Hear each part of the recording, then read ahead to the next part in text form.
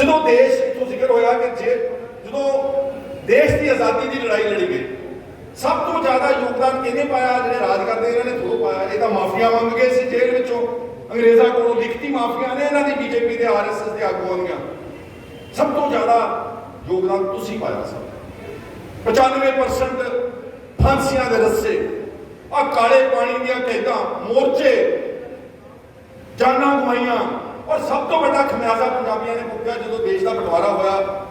ਪਾਕਿਸਤਾਨ ਤੋਂ ਜਿਹੜਾ ਉਜਾੜਾ ਹੋਇਆ ਉਹ ਆਪਣਾ ਹੋਇਆ ਵਾ, ਉਹ ਕਿਸੇ ਗੁਜਰਾਤ ਤੇ ਕਿਸੇ ਯੂਪੀ ਤੇ ਬਿਹਾਰ ਵਾਲਿਆਂ ਦਾ ਨਹੀਂ ਹੋਇਆ, ਇਹ ਆਪਣਾ ਪੰਜਾਬੀਆਂ ਦਾ ਹੋਇਆ ਸੀਗਾ। ਇਹ ਤਾਂ ਦੋ ਟੁੱਟੇ ਕਰ ਦਿੱਤੇ ਗਏ ਪੰਜਾਬ ਤੋਂ।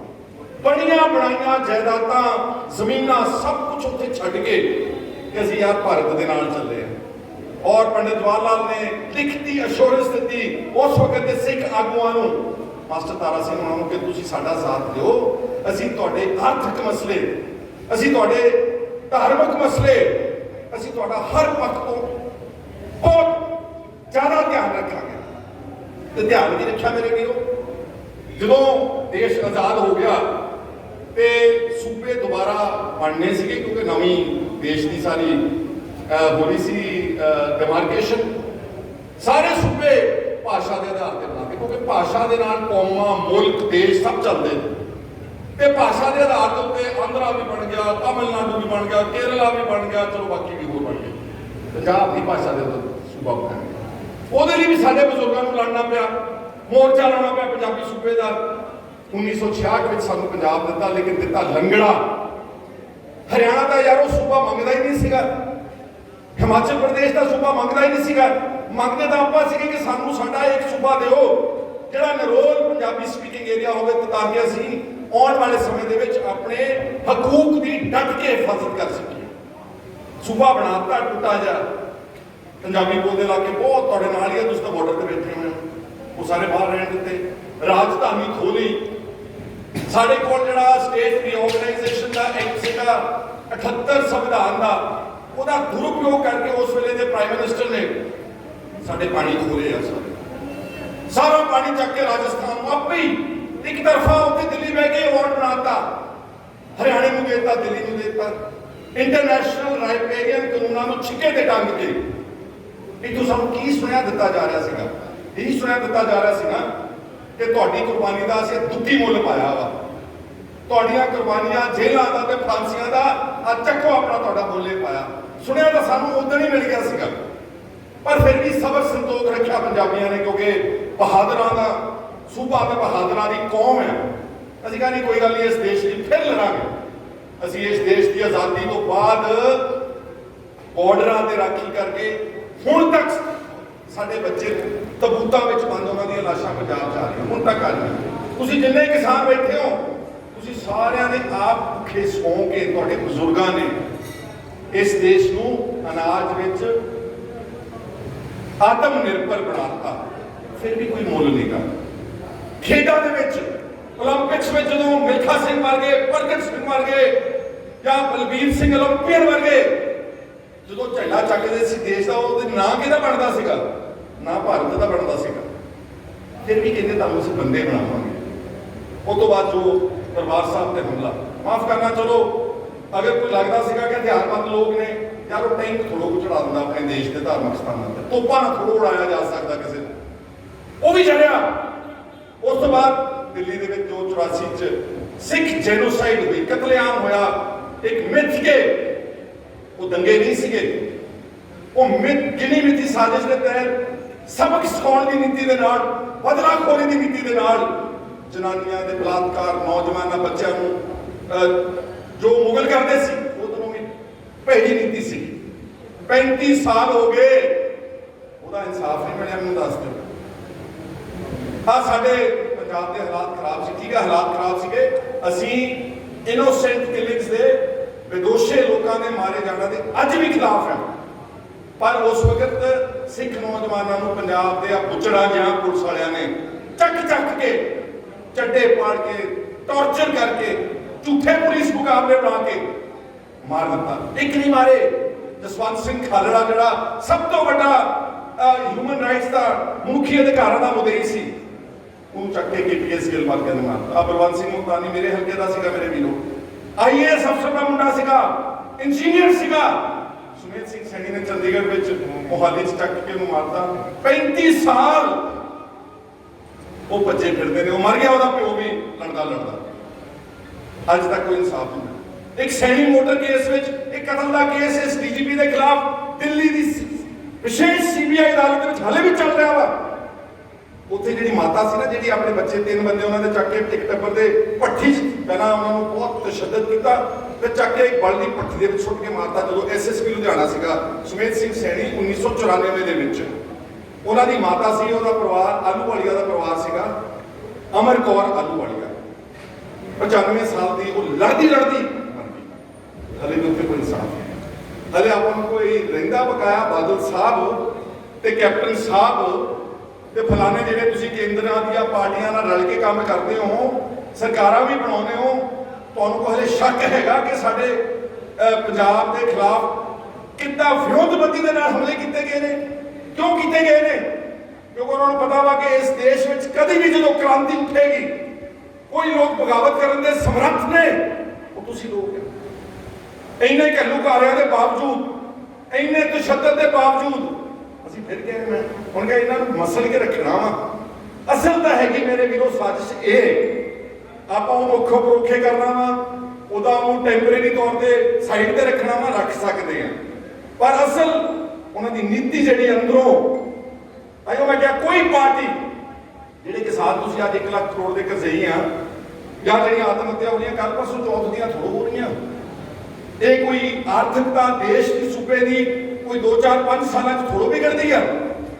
ਇਹ ਤਾਂ ਪਿਛਲੇ 7 ਦਹਾਕਿਆਂ ਤੋਂ ਚੱਲ ਰਿਹਾ ਸਾਡੇ ਖਿਲਾਫ।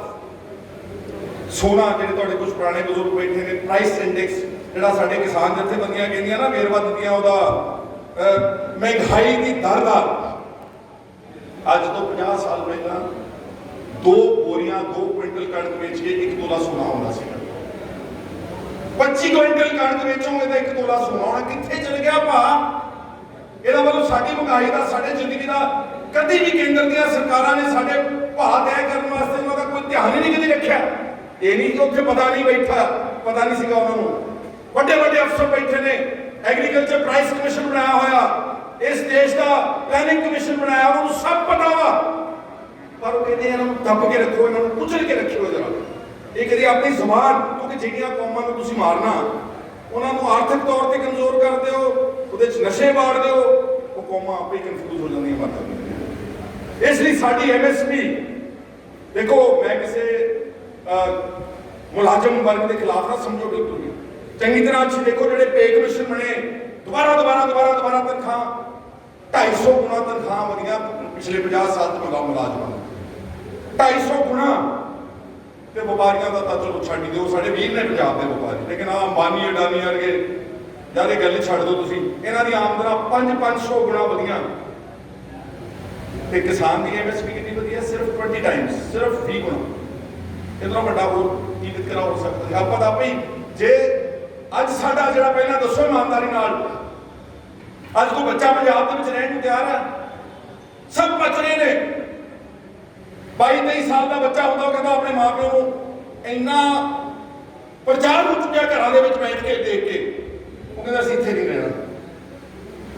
ਮਾਂ ਪਿਓ ਵੀ ਚਾਹੁੰਦੇ ਨੇ ਕਿ ਛੇਤੀ ਚੱਲ ਜਾਣ, ਕਿਉਂਕਿ ਸਾਡਾ ਬੱਚਾ ਨਸ਼ੇੜੀ ਨਾ ਹੋ ਜਾਵੇ, ਸਾਡੇ ਬੱਚੇ ਨੂੰ ਕੋਈ ਪੁਲਿਸ ਚੱਕ ਕੇ ਝੂਠੇ ਕੇਸ ਵਿੱਚ ਨਾ ਫਸਾ ਦੇਵੇ। ਅੱਜ ਯੁਵਾਪਾ ਦਾ ਜ਼ਿਕਰ ਕੀਤਾ ਰਸ਼ਪਾਲ ਨੇ। ਯਾਰੋ ਮੈਂ ਸਿਰਫ 5-6 ਪਿੰਡਾਂ ਗਏ, ਡਾਕਟਰ ਸਾਹਿਬ ਨੂੰ ਪੁੱਛੋ ਹਰਿਆਣੇ ਦੇ ਬਾਰਡਰ ਤੇ ਕਿਹੜਾ ਪਿੰਡ ਸੀਗਾ? ਸ਼ਾਦੀਪੁਰ। ਲਵਪ੍ਰੀਤ ਤੁਹਾਡੇ ਇੱਥੇ ਕੰਮ ਕਰਦਾ ਸੀ ਕਿਸੇ ਕੈਮਰੇ ਦੀ ਦੁਕਾਨ। ਅੱਤ ਗਰੀਬ 8-9 ਹਜ਼ਾਰ ਰੁਪਏ ਦੀ ਤਨਖਾਹ। ਦਿੱਲੀ ਲੰਗਰ ਵਰਤਾਉਣ ਗਿਆ, ਜਿਹੜਾ ਸ਼ਹੀਦ ਬਾਗ ਵਿੱਚ ਮੋਰਚਾ ਲੱਗਿਆ ਸੀਗਾ, ਚੱਕ ਕੇ ਉਹਨੇ ਪਹਿਲਾਂ ਦਿੱਲੀ ਨੇ ਯੁਵਾਪਾ ਠੋਕੀ, ਫਿਰ ਪਟਿਆਲੇ ਦੇ ਸਦਰ ਸਮਾਣਾ ਪੁਲਿਸ ਸਟੇਸ਼ਨ ਨੇ ਯੁਵਾਪਾ ਠੋਕੀ। FIR number 144। ਫਿਰ ਅਸੀਂ ਕਿਹਾ ਚੈੱਕ ਕਰੀਏ। ਅਸੀਂ ਪਿੰਡ ਗਏ, ਸਹਿਰਾ ਸੀ ਪਿੰਡ ਦੀ, ਡਾਕਟਰ ਸਾਹਿਬ ਸਰਪੰਚ ਕਾਂਗਰਸ ਦਾ ਮੁੰਡਾ, ਬਹੁਤ ਚੰਗਾ ਸੀ। ਉਹ ਕਹਿੰਦਾ ਮੈਂ ਗਵਾਹੀ ਦਊਂਗਾ ਕਿ ਪੁਲਿਸ ਮੇਰੀ ਹਾਜ਼ਰੀ ਵਿੱਚ ਚੱਕ ਕੇ ਸੁਖਚੈਨ ਸਿੰਘ, ਇਹ ਸਾਰੇ ਦਲਿਤ ਹੀ ਨੇ, ਇਹ ਵੀ ਗੱਲ ਸੁਣ ਲਿਓ, ਦਿਹਾੜੀਦਾਰ, ਤਾਂ ਕਿ ਬੋਲਣ ਨਾ, ਉਹ ਆਪਾਂ ਵੀ ਠੋਕੀ ਚੱਲੀਏ, ਅੱਗੋਂ ਵਿਰੋਧ ਵੀ ਆਗੂ ਕਰੇ। ਉਹ ਕਹਿੰਦਾ ਜੀ ਸਾਡੇ ਸਾਹਮਣੇ ਚੱਕ ਕੇ ਲੈ ਨੇ, ਮੈਨੂੰ ਡੇਟ ਚ ਭੁੱਲ ਗਈ, ਜਿੱਦਾਂ 25 ਜੂਨ ਨੂੰ ਲੈ ਕੇ ਗਏ, ਤੇ ਕਹਿੰਦਾ ਉਹ ਕਹਿੰਦੇ ਅਸੀਂ ਮੋੜ ਜਾਵਾਂਗੇ, ਮੁੰਡੇ ਤੋਂ ਪੁੱਛਗਿੱਛ ਕਰਨੀ ਆ। 28 ਨੂੰ ਅਖਬਾਰ ਪੜ੍ਹੀ, 27-28 ਨੂੰ ਉਹਦੇ ਪਤਾ ਲੱਗਿਆ ਕਿ ਸਮਾਣੇ ਸਦਰ ਦੇ ਇੱਥੇ ਇੱਕ ਪਿੰਡ ਦਾ ਨਾਮ ਲੈਂਦੇ ਸੀਗੇ ਗਾਜੇਵਾਸ। ਇੱਥੇ ਨਾਕੇ ਦੇ ਉੱਤੇ ਪੁਲਿਸ ਨੇ 4 ਮੁੰਡੇ ਤੇ ਨਾਲ ਹਥਿਆਰਾਂ ਸਮੇਤ ਬਰਾਮਦ ਕਰਕੇ ਗ੍ਰਿਫਤਾਰੀ ਪਾ ਦਿੱਤੀ ਇੱਥੇ ਚੱਕ ਝੂਠਾ। ਫਿਰ ਅਸੀਂ ਅਗਲੇ ਪਿੰਡ ਗਏ, ਇੱਕ ਮੁੰਡਾ ਮਾਨਸਾ ਪਿੰਡ ਦਾ ਸੀਗਾ, ਅਚਾਨਕ ਪਿੰਡ ਦਾ ਮੋਨਾ ਮੁੰਡਾ ਨਿੱਕਾ ਜਿਹਾ ਬੱਚਾ, ਉਹ ਪਿੰਡ ਵਾਲੇ ਕਹਿੰਦੇ ਇਹਦਾ ਬੀੜੀਆਂ ਪੀਂਦਾ ਜੀ, ਖਾਲਿਸਤਾਨੀ ਕਿੱਥੋਂ ਹੋ ਜਾਊਗਾ, ਚੱਕ ਕੇ ਠੋਕਤਾ ਉਹਨੂੰ ਵਿੱਚ। 4-5 ਮੁੰਡੇ ਤਾਂ ਮੈਂ ਬਿਲਕੁਲ ਬੇਗਨਾ ਪੁਲਿਸ ਤੇ ਜਦੋਂ ਤੁਹਾਡੇ ਸਹਿਯੋਗ ਨਾਲ ਹਾਹਾਕਾਰ ਮਚੀ ਮੀਡੀਆ ਵਿੱਚ, ਪੁਲਿਸ ਡਰ ਗਈ। 2-3 ਬੰਦੇ ਛੱਡ ਦਿੱਤੇ। ਮੇਰੇ ਹਲਕੇ ਦਾ ਵੀ ਛੱਡਿਆ ਭਾਰਤ ਦਾ ਜੋਗਿੰਦਰ ਸਿੰਘ ਗੁੱਜਰ ਇਟਲੀ ਤੋਂ ਆਇਆ ਸੀਗਾ, ਉਹਨੂੰ ਵੀ ਇੱਦਾਂ ਚੱਕ ਕੇ ਬੇਗੁਨਾਹ ਠੋਕਤਾ ਸੀ। ਫਿਰ ਇੱਕ ਮੁੰਡਾ ਵਿਚਾਰਾ, ਉਹ ਵੀ ਦਲਿਤ, ਲੱਤਾ ਖੇੜਾ ਪਿੰਡ ਆ ਸੰਗਰੂਰ ਦਾ, ਗੁਰਦੁਆਰੇ ਦਾ ਗ੍ਰੰਥੀ ਸੀਗਾ ਯਾਰ। ਉਹਨੂੰ ਚੰਡੀਗੜ੍ਹ ਛੱਡ ਕੇ ਜਿਹੜੀ ਇਹਨਾਂ ਦੀ ਦਿੱਲੀ ਦੀ ਏਜੰਸੀ ਹੈ, ਉਹਨੇ ਪਤਾ ਨਹੀਂ ਕਿੰਨਾ ਟੌਰਚਰ ਕੀਤਾ, ਕਿੰਨਾ ਡਰਾਇਆ ਧਮਕਾਇਆ। ਕਹਿੰਦੇ ਆ ਕਿ ਉਹਨੇ ਗੁਰਦੁਆਰਾ ਆਮ ਸਾਹਿਬ ਤੇ ਜਾ ਕੇ ਆਪਣੀ ਫਾਹਾ ਲੈ ਕੇ ਆਪਣੀ ਜਾਨ ਗਵਾ ਲਈ। ਆਹ ਸਾਡਾ ਹਸ਼ਰ ਹੈ ਸਾਡੇ ਬੱਚਾ ਦਾ ਹੋਇਆ। ਲੋਕੀ ਕਹਿੰਦੇ ਯਾਰ ਭੱਜ ਜਾਓ ਇੱਥੋਂ ਬੱਚੇ। ਤੁਹਾਨੂੰ ਪਤਾ ਹਰ ਸਾਲ ਕਿੰਨੇ ਬੱਚੇ ਜਾ ਰਹੇ ਨੇ ਸਾਡੇ ਵਿਦੇਸ਼ਾਂ 'ਚ? 1 ਲੱਖ ਤੋਂ ਉੱਤੇ ਪੜ੍ਹਿਆ ਲਿਖਿਆ ਨੌਜਵਾਨ ਜਿਹੜਾ ਹਰ ਬੱਚਾ 20 ਤੋਂ 25 ਲੱਖ ਰੁਪਏ ਨਾਲ ਲੈ ਕੇ ਜਾਂਦਾ। ਅਸੀਂ ਆਪਣੀਆਂ ਜ਼ਮੀਨਾਂ ਦੇ ਭਾਅ ਡਿੱਗੇ ਕਿ ਨਹੀਂ ਡਿੱਗੇ ਦੱਸੋ ਜ਼ਰਾ ਮੈਨੂੰ। ਡਿੱਗੇ ਨਾ ਪਿੰਡਾਂ ਦੇ ਵਿੱਚ, ਜਿਹੜੀ 35-40 ਲੱਖ ਨੂੰ ਜ਼ਮੀਨ ਸੀ, ਮੇਰੇ ਖਿਆਲ 15 ਲੱਖ ਦਾ ਗਾਹਕ ਨਹੀਂ ਹੈਗਾ। ਤੁਹਾਨੂੰ ਆਰਥਿਕ ਤੌਰ ਤੇ ਖਤਮ ਕੀਤਾ ਜਾ ਰਿਹਾ ਵਾ। ਔਰ ਆਹ ਜਿਹੜੇ ਕਾਨੂੰਨ ਆਏ ਨੇ, ਇਹ ਤਾਂ ਐਡੇ ਖਤਰਨਾਕ ਨੇ। ਨਾਲੇ ਤਾਂ 4000 ਕਰੋੜ ਰੁਪਇਆ ਮੰਡੀ ਬੋਰਡ ਦਾ ਖਾ ਗਈ ਸਰਕਾਰ, ਨਾਲੇ ਸਾਡੇ ਆੜ੍ਹਤੀਆਂ ਦਾ ਜਿਹੜਾ 2.5% ਮਿਲਦਾ ਸੀ ਉਹ ਖਾ ਗਈ ਸਰਕਾਰ। ਤੇ ਫਿਰ ਵੀ ਸਾਨੂੰ ਪਾਠ ਪੜਾਇਆ ਜਾ ਰਿਹਾ ਕਿ ਤੁਹਾਡੇ ਵਾਸਤੇ ਬਹੁਤ ਚੰਗਾਈ ਤੋਂ ਜ਼ਿਕਰ ਕੀਤਾ ਹੈ। ਯਾਰ ਐਸਡੀਐਮ ਦੀ ਕੋਈ ਜ਼ਰੂਰਤ ਹੈਗੀ ਕਿਸੇ ਅੰਬਾਨੀ, ਚਲੋ ਅੰਬਾਨੀ ਨੂੰ ਛੱਡੋ, ਕਿਸੇ ਮੱਧਮ ਜੇ ਵਪਾਰੀ ਦੇ ਖਿਲਾਫ ਜਿਹੜਾ ਜ਼ਮੀਨ ਲੈ ਲੂ ਤੁਹਾਡੀ 150-200 ਕਿੱਲਾ ਠੇਕੇ ਤੇ ਕੰਟਰੈਕਟ ਤੇ, ਤੁਹਾਡਾ ਸਮਾਣੇ ਦਾ ਐਸਡੀਐਮ ਕੋਈ ਗੱਲ ਕਰ। ਐਸਡੀਐਮ ਤਾਂ ਪਿੱਜ ਜਾਂਦੇ ਆ ਨਿੱਕੇ ਜਿਹੇ ਰਾਜ ਕਰਨ ਵਾਲੀ ਪਾਰਟੀਆਂ ਦੇ ਬੰਦਿਆਂ ਕੋਲ। ਨਿੱਕਾ ਜਿਹਾ ਬੰਦਾ ਚੱਲਦਾ ਨਾ, ਨਿੱਕਾ ਜਿਹਾ, ਉਹ ਕਹਿੰਦਾ ਮੈਂ ਆਇਆ ਵਾਂ, ਸਾਡੀ ਪਾਰਟੀ ਦਾ ਰਾਜ ਆ, ਐ ਕਰਦੇ ਨਾ। ਠੀਕ ਹੈ ਜੀ ਜਨਾਬ ਜੀ, ਇਹਨਾਂ ਦੇ ਪੱਲੇ ਕੀ ਆ ਯਾਰ? ਆ ਪੁਲਿਸ ਜਿਹੜੀ ਫਿਰਦੀ ਇੱਥੇ ਵਰਦੀਆਂ ਪਾ ਕੇ, ਇਹ ਸੰਵਿਧਾਨ ਦੀ ਨੌਕਰ ਥੋੜੋ ਆ। ਇਹਦਾ ਜਿਹੜਾ ਰਾਜ ਬਣ ਜਾਂਦਾ ਉਹਦੇ ਨੌਕਰ ਬਣ ਜਾਂਦੇ ਤੇ ਸਾਨੂੰ ਬਸ ਸਾਡੀ ਪੋਸਟਿੰਗ ਚੰਗੀ ਹੋ ਜਾਏ, ਸਾਡੇ 4 ਪੈਸੇ ਬਣ ਜੇ, ਅਸੀਂ ਕੁਰਸੀ ਤੇ ਬੈਠੇ ਰਹੀਏ, ਇੱਥੇ ਕਿਹਦੀ ਗੱਲ ਮੁੱਕ ਜਾਂਦੀ ਹੈ।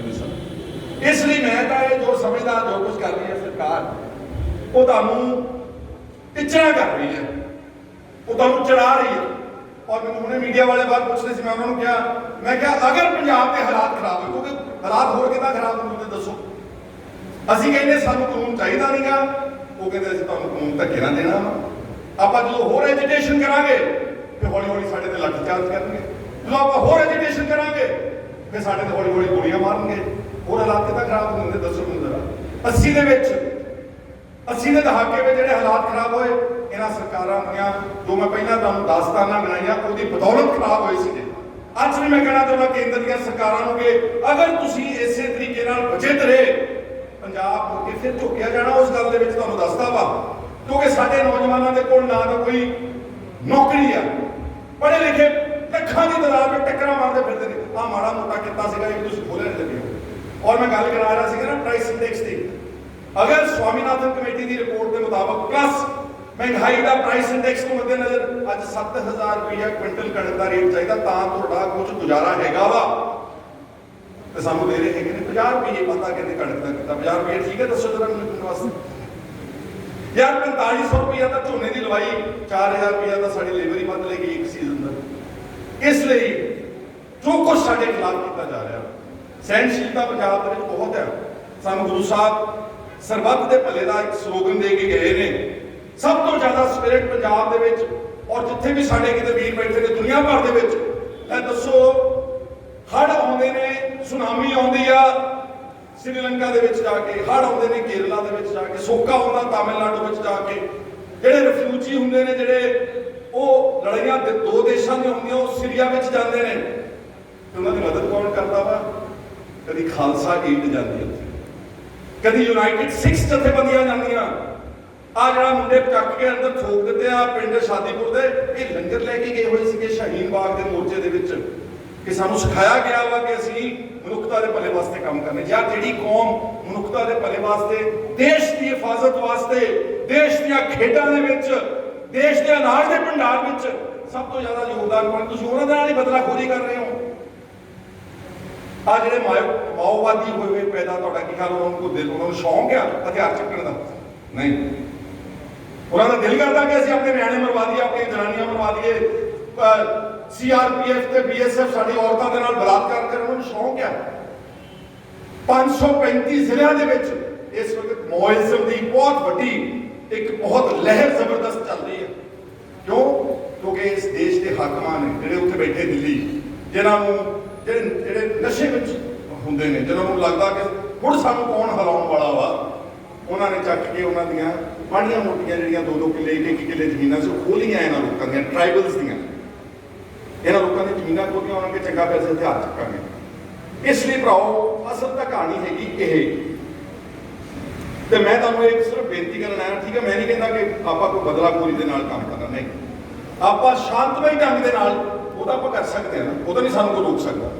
ਇਸ ਲਈ ਜਦੋਂ ਵੀ ਤੁਹਾਨੂੰ ਕੋਈ ਕਿਸਾਨ ਜਥੇਬੰਦੀਆਂ ਕਾਲ ਦਿੰਦੀਆਂ ਨੇ, ਆਪਾਂ ਸਭ ਨੂੰ ਉੱਥੇ ਪਹੁੰਚਣਾ ਚਾਹੀਦਾ। ਬਤੌਰ ਇਨਸਾਨ, ਬਤੌਰ ਕਿਸਾਨ, ਆਪਾਂ ਸਭ ਨੂੰ ਉਹਦੇ 'ਚ ਵੱਡੇ ਤੋਂ ਵੱਡੇ ਪੱਧਰ ਦੇ ਉੱਤੇ ਜਾ ਕੇ ਉਹਨਾਂ ਦਾ ਸਪੋਰਟ ਕਰਨੀ ਚਾਹੀਦੀ। ਕੱਲ ਮੈਂ ਫੋਟੋਆਂ ਦੇਖ ਰਿਹਾ ਸੀ ਸੋਸ਼ਲ ਮੀਡੀਆ ਤੇ, ਸੁਖਬੀਰ ਸਿੰਘ ਬਾਦਲ ਦੇ ਹਰਸਿਮਰਤ ਕੌਰ ਟਰੈਕਟਰ ਤੇ ਨਿਕਲੇ ਘਰੋਂ ਬਾਹਰ। ਤੁਸੀਂ ਦੱਸੋ ਮੈਨੂੰ ਵੀ ਇੱਕ ਦਿਨ ਟਰੈਕਟਰ ਚਲਾਉਣ ਦੇ ਨਾਲ ਉਹ ਕਿਸਾਨ ਬਣ ਗਏ ਨੇ? ਇੱਕ ਦਿਨ ਮਗਰਲੇ ਪਾਸੇ ਉਹਨਾਂ ਨੇ ਧਿਆਨ ਨਹੀਂ ਕੀਤਾ, ਮਗਰ ਇਹਨਾਂ ਦੀਆਂ ਟੋਯੋਟਾ ਲੈਂਡ ਕਰੂਜ਼ਰ ਗੱਡੀਆਂ ਵੀ ਨਾਲ ਚੱਲ ਰਹੀਆਂ ਸੀਗੀਆਂ। ਯਾਰੋ ਇਹਨਾਂ ਕੋਲ ਇੱਕ ਪਰਿਵਾਰ ਕੋਲ 5-5, 6-6, 1.5 ਕਰੋੜ ਰੁਪਏ ਦੀ ਟੋਯੋਟਾ ਲੈਂਡ ਕਰੂਜ਼ਰ ਆ। ਸੁਖਬੀਰ ਸਿੰਘ ਬਾਦਲ ਦਾ ਮੈਂ ਬਿਆਨ ਸੁਣ ਰਿਹਾ ਸੀਗਾ ਉੱਥੇ ਪਾਰਲੀਮੈਂਟ ਵਿੱਚ, ਚਲੋ ਅਸਤੀਫਾ ਦੇਤਾ ਮੈਂ, ਕੁਛ ਨਾ ਕੁਛ ਤਾਂ ਉਹਨਾਂ ਨੇ ਮਾੜਾ ਮੋਟਾ ਕੀਤਾ।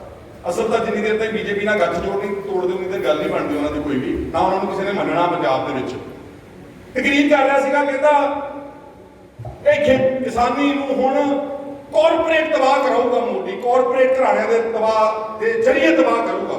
ਚਲੋ ਉੱਥੇ ਅੰਬਾਨੀਆਂ ਅਡਾਨੀਆਂ ਦੇ ਨਾਂ ਲੈਂਦੇ। ਮੈਂ ਸੁਖਬੀਰ ਸਿੰਘ ਨੂੰ ਪੁੱਛਣਾ ਚਾਹੁੰਦਾ, ਕਾਰਪੋਰੇਟ ਮੇਰੇ ਵੀਰੋ ਹੁੰਦੇ ਕੀ ਹੈ, ਦੱਸੋ ਜਰਾ। ਹੁਣ ਤੱਕ ਤਾਂ ਤੁਸੀਂ ਸਾਰੇ ਬਹੁਤ ਪ੍ਰਚਾਰ ਸੁਣਿਆ, ਵੈਸੇ ਅੰਗਰੇਜ਼ੀ ਦਾ ਲਫ਼ਜ਼ ਆ ਕਾਰਪੋਰੇਟ, ਜਿਹੜੇ ਬਹੁਤ ਵੱਡੇ ਪੱਧਰ ਤੇ ਕਈ ਕੰਪਨੀਆਂ ਦੇ ਮਾਲਕ ਹੁੰਦੇ ਨੇ। ਜਿਹਦਾ ਮੁਕੇਸ਼ ਅੰਬਾਨੀ ਜਿਹੜਾ ਵਾ ਉਹ ਇਕੱਲਾ 25-30 ਲੱਖ ਕਰੋੜ ਰੁਪਏ ਦਾ ਮਾਲਕ ਹੈ। ਜਾਣਦੇ ਸਾਰੇ ਕੋਈ ਲੁਕਾਉਣ ਵਾਲੀ, ਕਈ ਸੂਬਿਆਂ ਨਾਲੋਂ ਜ਼ਿਆਦਾ ਸੰਪਤੀ ਆ ਉਹਦੀ, ਮੁਕੇਸ਼ ਅੰਬਾਨੀ ਦੀ। 27 ਮੰਜ਼ਿਲਾ ਦੁਨੀਆ ਦਾ ਸਭ ਤੋਂ ਬਿਹਤਰੀਨ ਘਰ ਹੈ ਉਹਦਾ ਮੁੰਬਈ ਦੇ ਵਿੱਚ।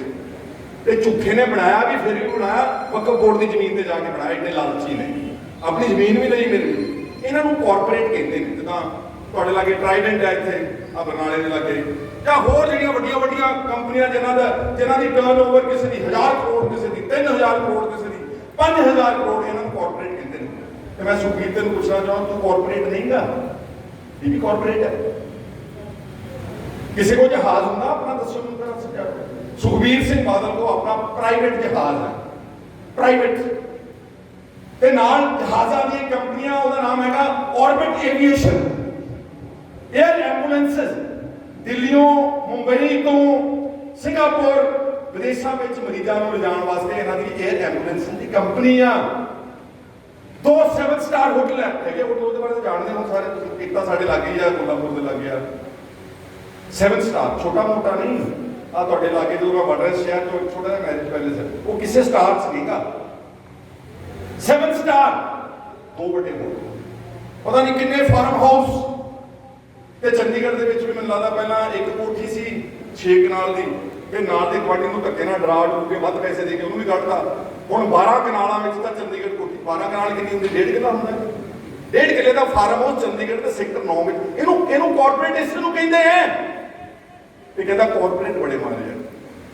ਤੇ ਇੱਕ ਦਿਨ ਟਰੈਕਟਰ ਚਲਾ ਕੇ ਨਾਲ ਬੀਬੀ ਬਿਠਾ ਕੇ ਆਪਣੀ, ਤੇ ਕਹਿੰਦਾ ਜੀ ਅਸੀਂ ਹੁਣ ਦਿਖਾਤਾ ਕਿਸਾਨਾਂ ਨੂੰ ਕਿ ਨਹੀਂ, ਹੁਣ ਪ੍ਰਮਾਣ ਨਹੀਂ ਕਰਨਾ ਲੋਕਾਂ ਨੂੰ। ਜੇ ਆਉਣਾ ਨਾ ਬੰਦਿਆਂ ਨੂੰ, ਤੇ ਸਾਰਾ ਗੱਠ ਜੋੜ ਜਾਂ ਤੋੜ ਕੇ ਆਪਣਾ ਜਿਹੜਾ ਇਹ ਅਖੌਤੀ ਤੁਹਾਡਾ ਬਾਦਲ ਦਲ ਦਾ ਇਹਨੂੰ ਕਰੋ ਭੰਗ। SCPC ਨੂੰ ਕਰੋ ਲੋਕਾਂ ਦੇ ਜੈਨੂਨ ਬੰਦਿਆਂ ਦੇ ਹਵਾਲੇ। ਅਕਾਲ ਤਖਤ ਦੇ ਜਥੇਦਾਰ ਨੂੰ ਦੁਰਉਪਯੋਗ ਕਰ ਦਿਓ ਬੰਦ। ਸਾਰਾ ਕੁਝ ਭੰਗ ਕਰਕੇ ਲੋਕਾਂ ਕੋਲੋਂ ਮੰਗੋ ਮਾਫੀ, ਤੇ ਕਿਸਾਨਾਂ ਦੇ ਅੰਦੋਲਨ ਵਿੱਚ ਆਣ ਕੇ ਝੰਡੇ ਥੱਲੇ ਕਰਕੇ ਲੰਮੇ ਬਹਿ ਕੇ ਉਹਨਾਂ ਦੇ ਅੰਦੋਲਨ ਵਿੱਚ ਆਓ। ਫਿਰ ਭਾਵੇਂ ਆਪਾਂ ਯਕੀਨ ਕਰੀਏ, ਫਿਰ ਵੀ ਸ਼ਾਇਦ ਯਕੀਨ ਨਹੀਂ ਕਰੋਗੇ। ਫਿਰ ਵੀ ਤੁਹਾਨੂੰ ਰਹਿ ਜਾਣਾ ਕੋਈ ਸ਼ੱਕ ਕਿ ਹਰਸਿਮਰਤ ਨੇ ਕੋਈ ਕੁੰਡੀ ਰੱਖ ਕੇ ਦਿੱਲੀ ਵਾਲ ਨੂੰ ਫਿਰ ਗੇੜਾ ਕੱਢ ਦੇਣਾ। ਪੰਜਾਬ ਦੇ ਵਿੱਚ ਇਸ ਵਕਤ ਮੇਰੇ ਪਰ ਡਾਕਟਰ ਸਾਹਿਬ ਨੇ ਠੀਕ ਗੱਲ ਕੀਤੀ ਕਿ ਕੇਂਦਰੀ ਪਾਰਟੀਆਂ ਤੋਂ ਤੁਹਾਨੂੰ ਕੋਈ ਉਮੀਦ ਨਹੀਂ ਗੀ, ਕਿਉਂਕਿ ਜਦੋਂ ਪਾਣੀ ਦੀ ਗੱਲ ਹੋਣੀ ਆ, ਕਾਂਗਰਸ ਨੇ ਹਰਿਆਣੇ ਵਿੱਚ ਵੀ ਇਲੈਕਸ਼ਨ ਲੜਨੀ ਹੈ, बीजेपी ने भी लड़नी है, आम आदमी वाले ने भी लड़नी दिल्ली च, वो थोड़े पैरा नहीं दे सकते। जो आपा च बोलिया कोई, क्यों बोलिया लोग पता क्यों नहीं बोले थे? वो कहते यार जी जो आपा च बोलांगे ये तो ऐ लगूगा जिदा खालिस्तानियों की मदद करते हैं ये, ते साडे नाल यार बाजारां वालियां दी ते शहरां वालियां दी वोट खराब हो जाए, यही गल सी ना। अदरवाइज जो आपा तो सब नूं दस रहा सी मेरे वीरों।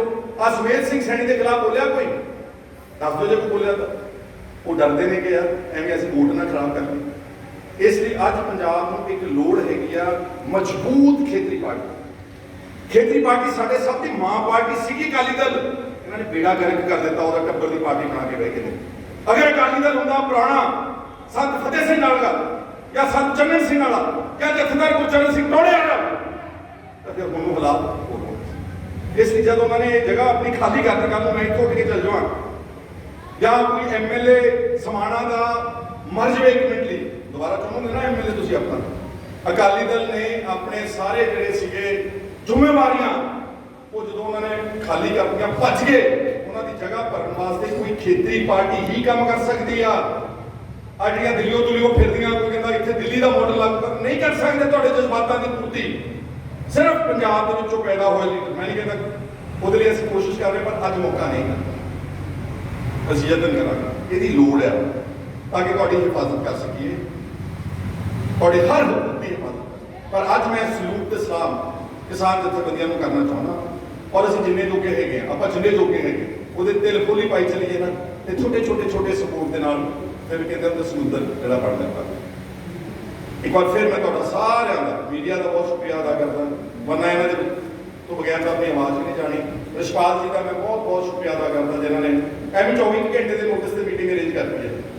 ਸੋ ਇਹਨਾਂ ਸਾਰਿਆਂ ਦਾ ਸ਼ੁਕਰੀਆ ਅਦਾ ਕਰਦਾ। ਸਾਰੇ ਜਿਹੜੇ ਸਤਿਕਾਰਯੋਗ ਸਾਡੇ ਕੁਲੀਗਸ ਆਏ ਨੇ, ਹੋਰ ਨਾਮ ਲੈਣ ਦਾ ਮੌਕਾ ਨਹੀਂਗਾ, ਮੈਂ ਉਹਨਾਂ ਸਾਰਿਆਂ ਦਾ ਵੀ ਬਹੁਤ ਬਹੁਤ ਧੰਨਵਾਦ ਕਰਦਾ।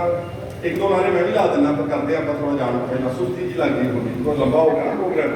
चाह हैगी जसपाल जी? हाँ जी हाँ, चाह ते समोसे, चाह समोसे दो तीन नारे ला के आप प्रोग्राम खत्म करते हैं। मोदी सरकार मुर्दाबाद, मोदी सरकार मुर्दाबाद, तानाशाह सरकार मुर्दाबाद, पंजाब विरोधी सरकार मुर्दाबाद, किसान विरोधी सरकार मुर्दाबाद, काले कानून वापस लवो, वापस लवो, वापस लवो, किसानों खिलाफ बनाए कानून वापस लवो।